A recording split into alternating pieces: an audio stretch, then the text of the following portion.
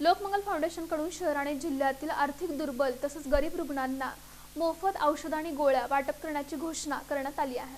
मोफत अन्नपूर्णा योजना आणि मोफत सामुदायिक विवाह सोहळा यासारख्या सामाजिक उपक्रमानंतर लोकमंगल फाउंडेशनकडून आणखी एक महत्त्वाचा सामाजिक उपक्रम राबवण्यात येत आहे।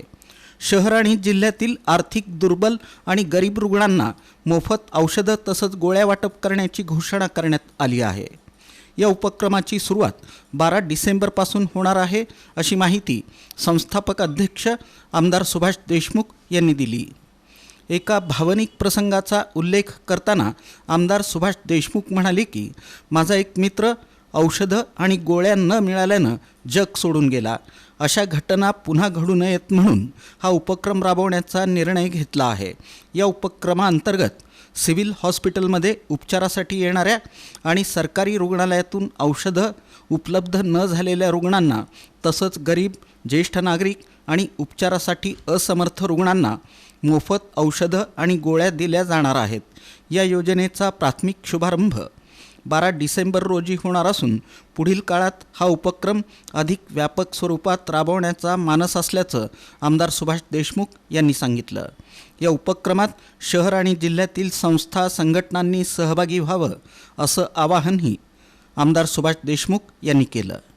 एक गोर गरीब रुग्णाला, कारण माझा एक सहकारी केवळ औषध गोळ्यामुळे दगावला आणि त्याच्यातून ही सुचलेली संकल्पना, जर एखादा माझा सहकारी केवळ औषध गोळ्या शेवटच्या टप्प्यात मला कळालं की औषध गोळ्या खूप द्याव्या लागतात, काटेकरी डॉक्टरकडे होता, मी डॉक्टरला भेटलो, 1 वर्षभर औषध गोळ्या द्याव्या लागतील आणि मग ते हळूहळू थोडंसं मग ती जे त्रास झाला त्याला आणि त्यातून तो दगावला आणि त्यातूनही सुचलं की गरीब लोकांना औषध गोळ्यासाठी सुद्धा स्वतःचा प्राण गमावा लागतो आणि त्यातूनही सुचलेली संकल्पना आणि एक ठरवलं की आता गरीब रुग्णाला 12 तारखेला उद्या विचार करतोय आपण त्याचा।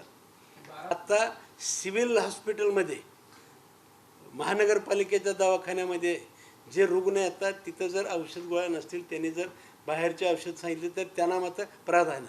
त्याच्यानंतर ज्येष्ठ नागरिक आहेत, काही थोडेसे सांभाळणारी लोक आहेत, तिथं औषध गोळ्याची जर तुटवडा असेल तर त्या संस्थेला किंवा त्या रुग्णाला द्यायचा विचार आहे।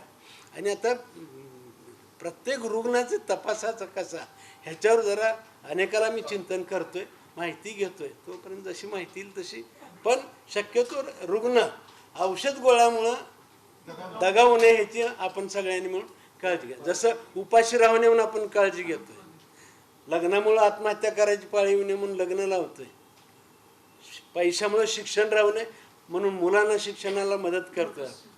मला असं वाटतं ते आता हे रुग्णाचं करतं, मग आता तसा उपयोग